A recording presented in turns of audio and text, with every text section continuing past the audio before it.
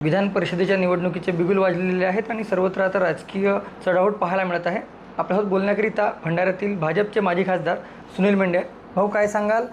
सर्वत्र आता राजकीय चढाओढ पाहायला मिळत आहे। विधान परिषदेच्या निवडणुका लागलेल्या आहेत आणि कोणाला उमेदवारी मिळेल, काय सांगाल? नाही, निवडणूक आली की ह्या सगळ्याच उमेदवारीसाठी चढाओढ लागणं हा स्वाभाविक भाव आहे आणि प्रश्न राहिला या विधान परिषदेच्या उमेदवारीचा। मला असं वाटतं की विधान परिषदेची निवडणूक ही प्युअरली पक्षाचा विषय असतो। आमची महायुती आहे, महायुतीकडे सुद्धा संपूर्ण 17 जागांपैकी आमच्या वाट्याला किती जागा येतात हे आमचे पक्षश्रेष्ठी ठरवतील। आणि मला असं वाटतं जर संख्याबळ जर लक्षात घेतलं पक्षाचं तर भंडारा गोंदिया जिल्ह्यामध्ये साधारणतः 325 जागा आमच्याकडे आहेत, महायुतीकडे आहेत आणि त्यातल्या 210पेक्षा जास्त भाजपच्या आहेत। त्यामुळे सगळ्या दृष्टीने भाजपची प्रबळ दावेदारी या ठिकाणी येईल। आणि जर काँग्रेसचा जर विचार केला आणि बाकी महायुतीचा विचार केला तर 75% मतदार हे आमच्या महायुतीजवळ आहेत। त्यामुळे सगळ्या दृष्टीने ही निवडणूक भाजपच्या दृष्टीने सोपी निवडणूक आहे, परंतु भाजपची पद्धत आहे की कुठलीच निवडणूक आम्ही सहज घेत नाही। त्या प्रत्येक निवडणुकीला संपूर्ण चुरशीनी आणि संपूर्ण ताकदीने आम्ही ती निवडणूक ही लढू आणि पक्ष म्हणून जे काय आदेश येतील आदेशाचं पालन आमचे स्थानिक कार्यकर्ते आणि सगळे नेते लोक करतील असा मला विश्वास आहे। पण आता सध्या भंडाऱ्यामध्ये राष्ट्रवादीसुद्धा या तिकीटसाठी दावा करताना पाहायला मिळत आहे। कसं बघता आपण याकडे? नाही, तिकिटीकरता दावा करणं सगळ्यांना अधिकार आहे, परंतु जर आपण मतदारांचं संख्याबळ बघितलं तर भाजपचे साधारणतः 210 आणि राष्ट्रवादीवर 94-95 असा काही जो काही आकडा आहे।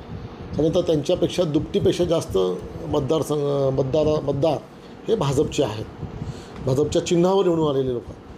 त्यामुळे तसं प्रबळ दावेदार आम्ही ठरतो आणि यापूर्वीचे आमदारसुद्धा आमचेच होते, प्रतिनिधित्व आमच्याकडे होतं, त्याही दृष्टीने आम्ही प्रबळ दावेदार ठरतो असं मला वाटतं आणि याचा अंतिम निर्णय पक्षश्रेष्ठी घेतील।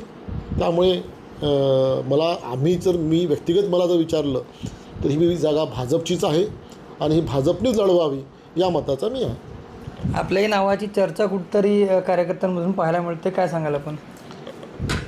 पक्ष म्हणून जी काही प्रमुख नावं असतील त्यात काही कार्यकर्ते किंवा काही लोक किंवा काही मतदार माझ्या नावाचं चर्चा करू शकतात, परंतु या सगळ्यांचा अंतिम निर्णय हे पक्षश्रेष्ठीच करतील आणि पक्ष जो काही निर्णय घेईल तो आम्हा सर्वांना मान्य असेल। त्यामुळे ही स्थानिक स्वराज्य संस्थेची निवडणूक आहे, याचा सगळा विचार करून पक्ष नेतृत्व याविषयी निर्णय घेईल। जिल्ह्यातील असावा उमेदवार की जिल्ह्याबाहेरील असावा यावर आपलं काय मत आहे? म्हणजे कार्यकर्त्यांमध्ये नेहमी कुजबूज राहते जिल्ह्यातील असावा, मग आपल्याला काय वाटतं याबद्दल? कार्यकर्त्यांना वाटणं स्वाभाविक आहे।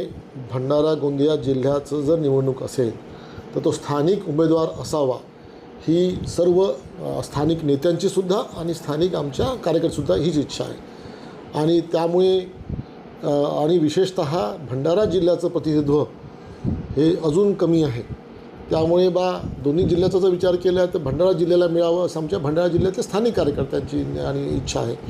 त्यामुळे ह्या कार्यकर्त्यांचा इच्छेचा विचार, सारासार विचार आणि इतरही गोष्टीचा विचार, कारण की पक्षश्रेष्ठी सगळ्या गोष्टीचा सारासार विचार करून निर्णय घेतात, त्यामुळे त्यांचा निर्णय हा अंतिम राहील आणि त्या पद्धतीने आम्ही सर्व नेते आणि सर्व कार्यकर्ते ही निवडणूक पक्ष ज्याला कोणाला देईल ही ताकदीने निवडून देऊ असं विश्वास मला वाटतो।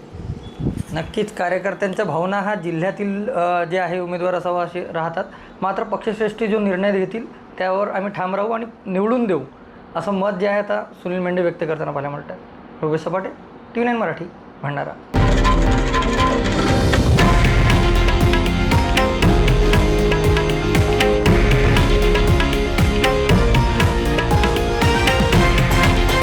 हे आहे देशातील नंबर 1 न्यूज नेटवर्क आणि आपण पाहत आहात TV9 मराठी, एकमेव।